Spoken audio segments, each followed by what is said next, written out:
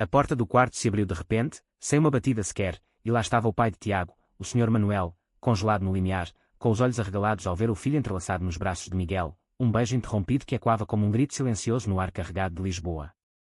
Em vez de explodir em fúria, como todos esperariam de um homem conservador da geração dele, Manuel simplesmente fechou a porta devagar, murmurando algo inaudível, e desapareceu pelo corredor, deixando para trás um silêncio que pesava mais que qualquer acusação. Miguel, com o coração acelerado, soltou Tiago e recuou para a cama desarrumada, sentindo o mundo desabar ao seu redor. O que viria agora? Rejeição, violência, ou algo pior? Tiago, ainda atordoado, sentou-se ao lado dele, as mãos tremendo enquanto tentava processar o que acabara de acontecer. Eles estavam juntos há 6 meses, escondendo tudo de todos, especialmente da família de Tiago, que vivia no mesmo prédio antigo no bairro Alto. Manuel era um viúvo rígido, um antigo funcionário público que valorizava a tradição acima de tudo, e Tiago sempre soubera que revelar sua orientação seria como acender um pavio em uma bomba relógio familiar. Ele não disse nada, murmurou Tiago, a voz baixa, como se falar alto pudesse invocar o desastre. Miguel, um estudante de arquitetura de 25 anos vindo do Porto, havia-se mudado para Lisboa para estudar e acabara dividindo o apartamento com Tiago por acaso, através de um anúncio online. O que começara como uma amizade casual evoluíra para algo profundo, mas sempre sob o véu do segredo, por medo das repercussões sociais em uma cidade que, apesar de progressista, ainda carregava resquícios de conservadorismo em famílias como a de Tiago. Os minutos seguintes foram uma eternidade. Tiago pegou o telefone, hesitante, mas Miguel o deteve. Não liga agora.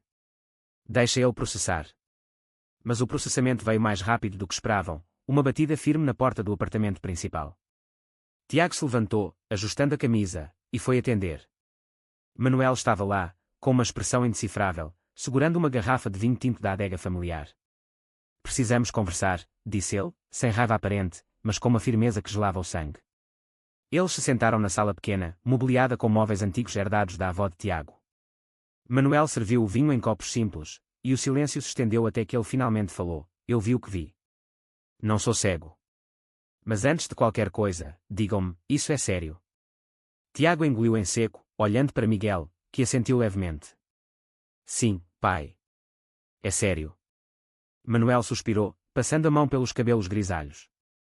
Ele contara a Tiago, anos antes, sobre sua própria juventude, cheia de expectativas sociais que o prenderam a um casamento infeliz com a mãe dele, falecida há 5 anos. Eu não quero que você viva uma mentira, filho. Mas isso vai custar caro. A conversa se estendeu pela noite. Manuel revelou que suspeitava há meses, notando as olhadas trocadas, as saídas noturnas. Ele não aprovava, não completamente, sua educação católica tradicional gritava contra isso, mas o amor pelo filho o fazia hesitar. A família vai saber. Sua tia Maria, seu tio João. Eles não vão entender. E o que dirão no bairro? Lisboa pode ser moderna, mas aqui no bairro Alto, as fofocas voam como pássaros. Miguel, calado até então, interveio: Senhor Manuel, eu amo o Tiago. Não é uma fase. Manuel o olhou fixamente, avaliando. Amor. Amor é fácil dizer. Mas e o preço? Vocês estão prontos para perder tudo. Aquela noite terminou sem resoluções, apenas com uma trégua tênue. Tiago e Miguel foram para a cama, mas o sono não veio.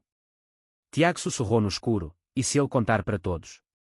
Miguel apertou sua mão: então enfrentamos juntos. Mas no fundo, Miguel sentia o peso da própria família no Porto, conservadora e distante, que ainda não sabia de nada. No dia seguinte, a tensão se espalhou como uma névoa. Tiago foi trabalhar na livraria onde era balconista, mas sua mente vagava. Ele se lembrava da infância, das missas dominicais onde o pai o levava, ensinando valores de família e moral. Como reconciliar isso com seu amor por Miguel? Enquanto isso, Miguel, em sua aula na universidade, não conseguia se concentrar nos projetos arquitetônicos. Ele pensava no pai de Tiago, um homem que, apesar da rigidez, mostrara uma vulnerabilidade inesperada. Mas e se fosse uma armadilha? À tarde, Tiago recebeu uma mensagem da tia Maria: venha jantar em casa hoje. Seu pai quer falar com a família. O pânico se instalou. Tiago ligou para Miguel: eles vão saber tudo. Miguel, sentindo o estômago revirar, respondeu: eu vou com você. Mas Tiago hesitou: não, isso pode piorar. A decisão de ir sozinho foi o primeiro erro, um ato de covardia disfarçado de proteção. Ao chegar à casa da tia em Alfama, Tiago encontrou a família reunida: pai, tia, tio e primos. Manuel tomou a palavra: Tiago tem algo a dizer. Com o coração na boca, Tiago confessou: eu sou gay. E estou namorando Miguel. O silêncio foi ensurdecedor, seguido por um caos de vozes. A tia Maria chorou, acusando-o de desonrar a memória da mãe. O tio João, um homem de negócios conservador, gritou: isso é uma doença. Você precisa de ajuda. Manuel tentou mediar, mas sua voz se perdeu no tumulto. Tiago saiu dali destruído, sentindo o peso da rejeição familiar como uma âncora. Ao voltar para casa, encontrou Miguel esperando. Eles me odeiam, disse Tiago, caindo em seus braços. Miguel o consolou, mas internamente questionava: valia a pena tanto sofrimento? A noite terminou com Tiago chorando no ombro de Miguel, e uma dúvida plantada: e se o amor não fosse suficiente contra o mundo? Os dias seguintes foram um turbilhão de emoções conflitantes. Tiago acordava com pesadelos, revivendo as acusações da família, enquanto Miguel tentava manter a rotina, mas o ar no apartamento parecia mais pesado. Manuel, para surpresa de todos, não se afastou completamente, ele ligava esporadicamente, pedindo para Tiago vir almoçar, mas sempre sozinho. Deixo Miguel em casa por enquanto, dizia, como se o nome dele fosse uma ferida aberta. Tiago obedecia, temendo perder o pai para sempre, mas cada encontro era uma batalha interna. Manuel falava de tradição, de como a sociedade portuguesa, apesar das leis progressistas como o casamento gay desde 2010, ainda julgava nos círculos familiares. Eu te amo, filho, mas isso me mata por dentro, confessava ele, os olhos marejados. Tiago saía desses almoços exausto, questionando sua própria identidade. Miguel, por sua vez, começava a sentir o isolamento. Seus amigos na universidade sabiam de sua orientação, mas ele nunca havia enfrentado rejeição familiar assim. Ligou para a mãe no Porto, testando as águas: mãe, e se eu gostasse de homens?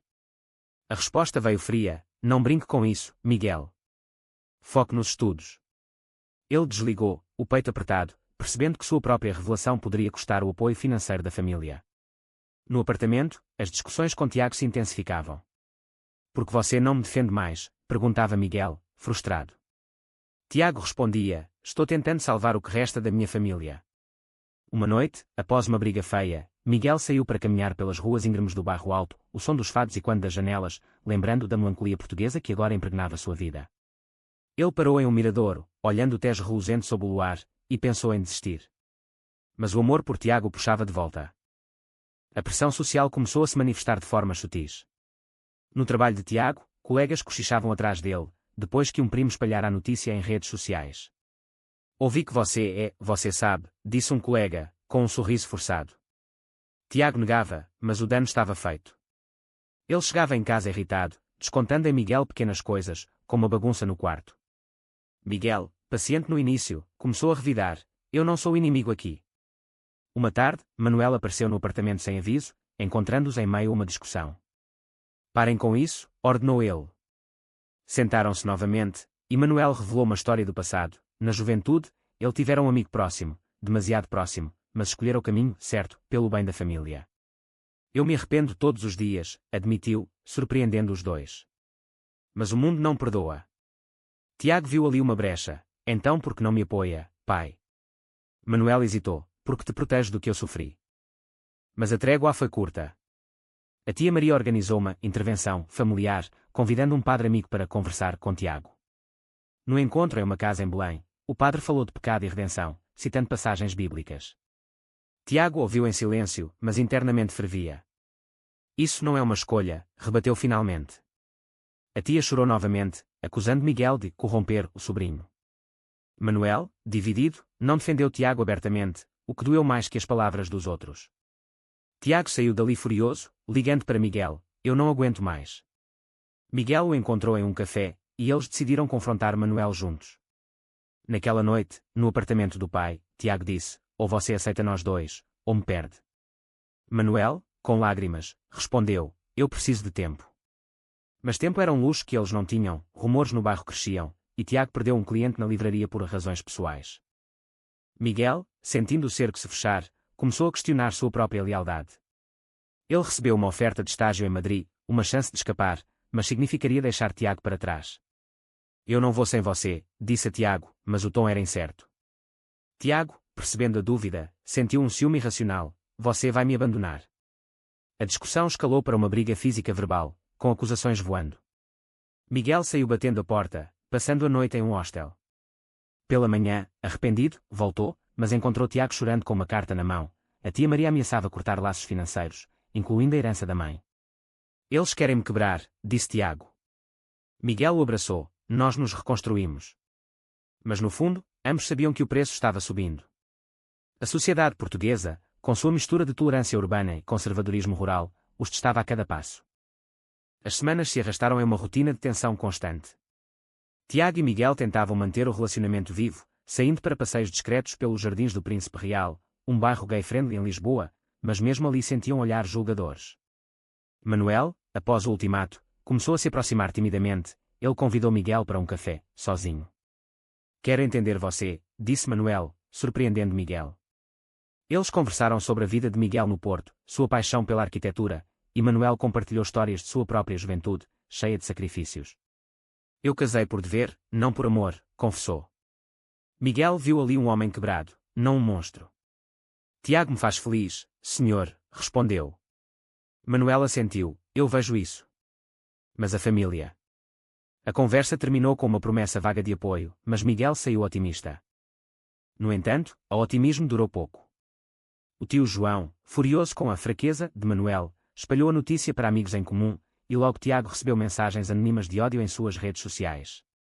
Volte para o armário, diziam. Ele deletou as contas, mas o dano psicológico era profundo. Tiago começou a duvidar de si mesmo, e se eles estiverem certos? E se isso for errado? Miguel, alarmado, o confrontou, não deixe eles te manipularem. Mas Tiago, sob pressão, sugeriu uma pausa, talvez a gente deva se afastar por um tempo. Miguel sentiu como uma traição, você está desistindo de nós. A briga resultou em Miguel saindo novamente, dessa vez para a casa de um amigo. Lá, ele confidenciou tudo, e o amigo aconselhou, proteja-se. Amor não vale autodestruição. Enquanto isso, Manuel enfrentava sua própria batalha interna. Ele visitou o túmulo da esposa, pedindo orientação, mas só encontrou silêncio. Lembrou-se do amigo da juventude, António, com quem compartilhara momentos íntimos reprimidos. Eu o afastei por medo, pensou. Decidido a não repetir o erro com o filho, Manuel confrontou a família em uma reunião. Tiago é meu filho. Se não o aceitarem, perdem a mim também. A tia Maria explodiu, você enlouqueceu. Mas Manuel manteve-se firme, o primeiro ato real de apoio. Tiago, ao saber, chorou de alívio, mas a pausa com Miguel já estava em vigor. Ele ligou para Miguel, meu pai nos apoia agora. Miguel, magoado, respondeu, tarde demais. A separação temporária se estendeu. Miguel aceitou o estágio em Madrid, precisando de espaço para pensar. Tiago, sozinho no apartamento, mergulhou no trabalho, mas a solidão o consumia. Ele visitava Manuel mais, e os dois reconstruíam laços. Manuel admitiu, eu tive sentimentos semelhantes uma vez. Mas escolhi o caminho seguro. Tiago, chocado, perguntou, você é? Manuel negou, não, mas entendo a luta. Essa revelação aprofundou a conexão, mas Tiago sentia falta de Miguel. Em Madrid, Miguel explorava a cena gay mais aberta, mas cada encontro casual o lembrava de Tiago. Ele recebeu uma ligação da mãe, ouvi rumores. É verdade. Miguel confirmou, e a mãe, após um silêncio, disse, venha para casa. Vamos conversar. O apoio inesperado o fortaleceu, mas o vazio persistia. De volta a Lisboa, Tiago enfrentou uma crise, um colega o denunciou ao chefe por comportamento inadequado, baseado em boatos. Ele quase perdeu o emprego, salvando-se por pouco. Furioso, confrontou o tio João, você está destruindo minha vida. O tio riu, estou salvando sua alma. Tiago cortou laços com ele, um ato libertador mas doloroso. Manuel o apoiou, você fez o certo. Mas a ausência de Miguel pesava. Uma noite, Tiago escreveu uma carta, eu errei. Volte. Enviou para Madrid, mas sem resposta imediata. Miguel, lendo-a, debateu internamente, valia o risco de mais dor. Ele decidiu voltar para Lisboa, mas com condições. Ao se reencontrarem no aeroporto, o abraço foi tenso. Precisamos ser fortes juntos, disse Miguel. Tiago concordou, mas o dano estava feito, rachaduras no relacionamento apareciam. O reencontro trouxe uma calmaria ilusória. Tiago e Miguel voltaram a morar juntos, mas as discussões voltavam com frequência, e quando as inseguranças passadas. Manuel se tornou um aliado inesperado, convidando-os para jantares familiares restritos, excluindo os parentes hostis. A família é quem nos apoia, declarava ele. Mas a tia Maria não desistia, ela espalhava calúnias no bairro, chamando Tiago de perdido. Vizinhos olhavam torto, e Tiago sentia o isolamento social como uma prisão. Ele começou terapia, recomendado por Miguel, para lidar com a ansiedade. Nas sessões, explorava o conflito interno, amor versus dever familiar. Eu me sinto culpado por machucar meu pai, confessava. O terapeuta respondia, amor não é culpa. Miguel, de volta ao estágio remoto, enfrentava preconceito na universidade. Um professor conservador o rebaixou em uma avaliação, murmurando sobre distrações pessoais. Miguel reclamou, mas sem provas, nada mudou. Isso o endureceu, não vou me esconder mais. Ele postou uma foto com Tiago nas redes, declarando seu amor. A reação foi mista, apoio de amigos, ódio de estranhos. Tiago, vendo isso, entrou em pânico, você nos expôs. Miguel rebateu, esconder-nos mata devagar. A briga escalou, e Tiago saiu, indo para a casa do pai. Manuel o acolheu, vocês precisam se comunicar.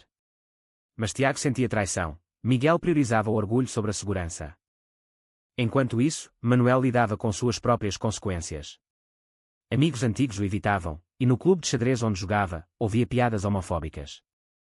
Ele confrontou meu filho é gay, e eu o amo. O homem riu, que pena. Manuel saiu dali, questionando suas escolhas passadas. Ele visitou António, o amigo da juventude, agora idoso em Sintra. Eu te amei, sabe, confessou Manuel. António, surpreso, respondeu, eu também. Mas o tempo passou. Essa conversa o libertou parcialmente, e ele voltou determinado a apoiar Tiago incondicionalmente. A crise culminou quando a tia Maria organizou uma petição familiar para deserdar Tiago. Manuel, furioso, a confrontou, você não é dona da herança da nossa irmã. A briga dividiu a família irremediavelmente.